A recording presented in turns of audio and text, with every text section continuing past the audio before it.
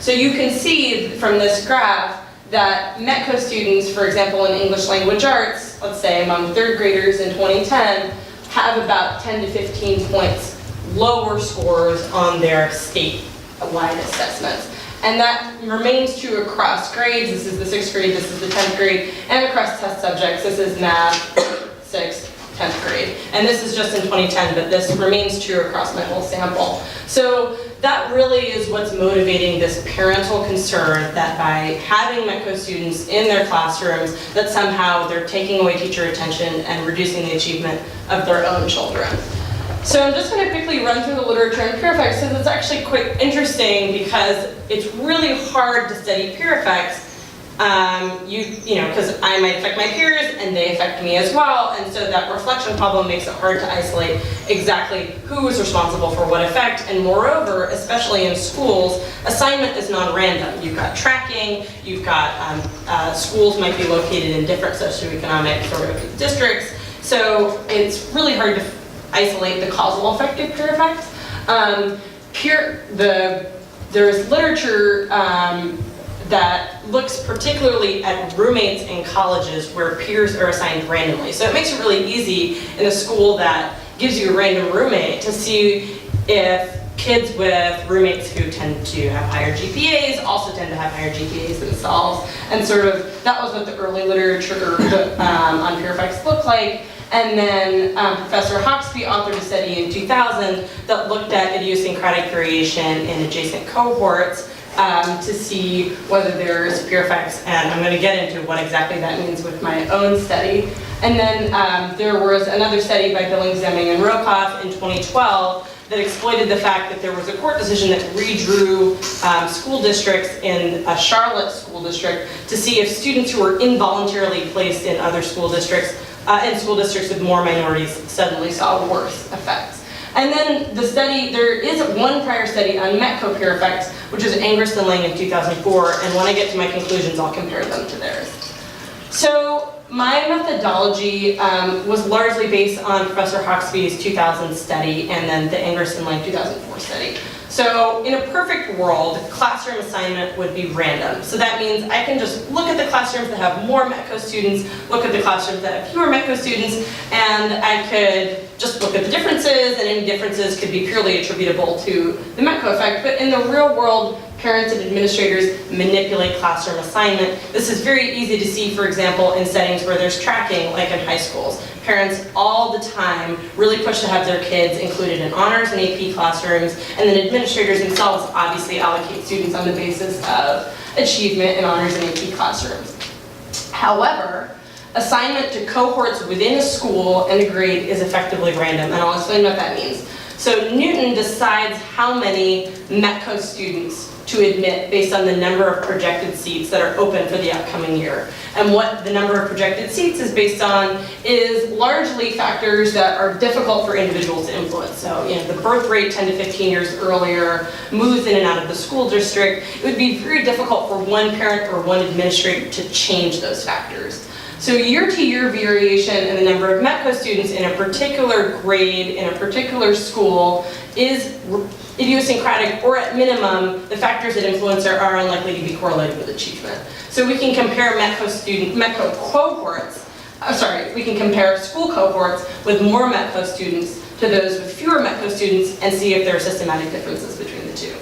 So this is my regression equation. The outcome of interest is achievement, which I'm measuring with state test scores on the Massachusetts Comprehensive Assessment System, or MCAS state test. So that's what the dependent variable is. I include controls for grade level effects, school level effects, year effects, and then really the variable that we're interested in is the share METCO variable. And what the share METCO variable tracks is the percentage of a given cohort that is METCO. And there is a lot of variation, particularly in the elementary school grades, in that variable. In the Lincoln Elliott School in 3rd grade in 2011, there was 4% METCO, and the next year there was 18% METCO. So if we see a huge change in achievement systematically in situations like that where the composition changes a lot year to year, then we can begin to have some idea of the effect of METCO. And then I also control for background characteristics, specifically gender, race, and limited English proficiency status.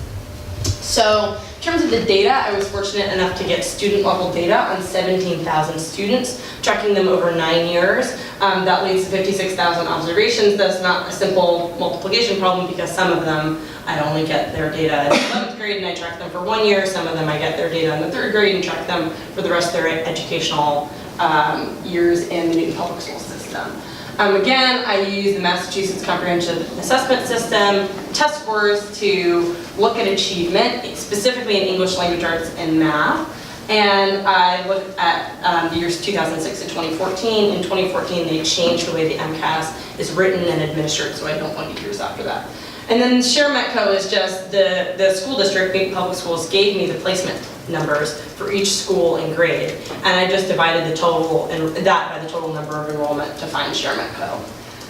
So I looked at results in 2 ways. So first, I looked very simply aggregating across grades. If I just take all the students in my sample and control for grades, years, and schools, do I find that share METCO has a significant effect on achievement? So in terms of English language arts test scores, you'll see at the top there's no stars next to the coefficients, there's no bolding, so I didn't see any effect at that level. In terms of math though, I did see a statistically significant and negative effect on math test scores, and you'll see that that particularly affects white students and female students. However, the effects are tiny. So this implies that a 1% increase in METCO cohort share reduces math test scores by 0.178 points. So if we take the Lincoln Elliott example, that wouldn't even be enough of a reduction in test scores to change the performance level that the state categorizes each student as scoring. It would be like a 2-point difference on a scale that goes up to 280. So what's more interesting though is the grade level estimates. Really, I separate it out by seeing if there's an effect on each student in each particular grade that they're in. So for example, I will restrict my data set to just 3rd graders and see if there's an effect in the 3rd grade, just 4th graders, see if there's an effect in the 4th grade, etc. Interestingly, Black and Hispanic non-METCO students experience some positive METCO effects. In other words, increasing METCO cohort share increases achievement among Black and Hispanic students who are not part of METCO in the school district. For white students at the grade level, the METCO effect is actually more mixed than the pooled estimates would suggest. For white students in the 3rd grade, for example, the METCO effect is positive. But for white students in the 6th grade, the METCO effect is decidedly negative. And I can get into maybe some hypotheses for why that might be in the conclusions and the questions after. The most significant negative effects are felt among 6th graders taking the MCAS math test, and that sort of dovetails with the psychological literature that suggests that it's around that age that people become more susceptible to influence by their peers, but that's purely speculative on my part. So in terms of conclusions, I looked at year-to-year variation in the share of METCO students assigned to cohorts in Newton Public Schools to see whether increasing METCO cohort share affects student achievement. So unequivocally, I think we can conclude that METCO cohort share does affect student achievement. I mean, the effects were too widespread to suggest that they didn't at all. And that does dovetail with the literature that I showed you a few minutes ago. However, the direction of the effect is somewhat more difficult to ascertain. White students and female students generally do worse in math as METCO cohort share increases, particularly in the 6th grade, but as I mentioned, minority students do a little bit better in both English language arts and math as METCO cohort share increases. These results are quite different from the prior study on the METCO program, which I think is the major contribution of this particular analysis, which is Angrist and Lang in 2004. They looked at the METCO program using similar methodology, but a more limited set of data. They only had 5 years of data, and they weren't using MCAS test scores. They found no effect at all in every grade except for the 3rd grade, and in the 3rd grade they found that Black students do slightly worse in response to increased METCO cohort share. But I found exactly the opposite for Black 3rd graders, and the effect on Black and Hispanic students is repeated in other grades as well. And these results are also different from Professor Hoxby's study in 2000, which found that minority students also do worse when the share of their peers that is minority increases. So I think the differences could be as simple as I have a more extensive data set than Angrist and Lang. They could be that I'm looking at a school district that is much whiter than the school district that Angrist and Lang looked at. So if we suppose that prior exposure to minority students in some ways desensitizes students to increases in METCO cohort share or has some dulling or damping effect, then my results are also compatible with Angrist and Lang. And I'll leave the rest of the questions. Go to these schools are very different, and so do you think that these results are generalizable to a devoluntary desegregation program where schools are forced to accept students? Yeah, I think that's a good point. I don't necessarily think that they're generalizable, and in fact that might account for why my results. So I'll bring up the Deming, Rokoff, and I forget the first author, but they did that paper in 2012 where there was involuntary desegregation imposed by a court, and they found the exact opposite results of me. They found that even among minority students, increasing the share of their peers that are minority reduces achievement, and that was a negative and significant effect across the school districts that they were looking at. So it may well be that voluntary desegregation programs are the only ones that produce the pattern of positive effects for minority students that I looked at.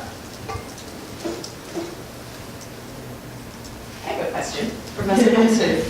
So your results are quite different than those of Angrist and Lang.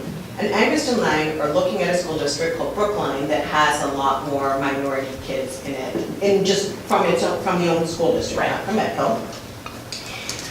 As opposed to Newton, which is very white and Asian without METCO. So what I'm interested in is the question of whether you might find positive effects for minority students from Newton, because otherwise they might be completely isolated. Right? So there's a difference between, are you going to have a few other minority students in my class and now it's increased by the METCO students, versus I was going to be the only minority student in my class and now there's a second person, which... So, and I discussed this in the conclusion of my paper, and basically what that suggests is that the sort of racial pair effects operate non-linearly. In other words, if a student is minority and very, very racially isolated, the effect will be positive, and then maybe past a certain threshold, the effect will level off or will disappear altogether or turn negative. And so my model relies on the assumption that METCO effects operate linearly, but it's entirely possible that they, in fact, do not, and a different model would conform to what you just suggested.